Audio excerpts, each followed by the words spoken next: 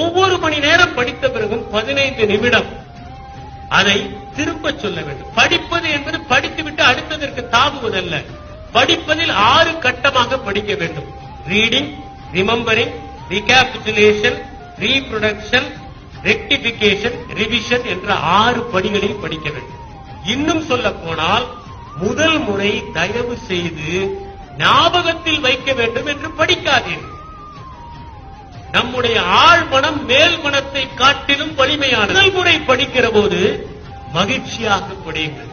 தென்றலின் கைகளை பிடித்துக் கொண்டு நந்தவனத்தில் நடப்பது போலும் படியுங்கள். அப்படி படித்தால் நீங்கள் படித்தது உங்களுடைய ஆழ்மனத்திற்குள் சென்றுவிடும். அடுத்ததாக நினைவுபடுத்தி படியுங்கள்.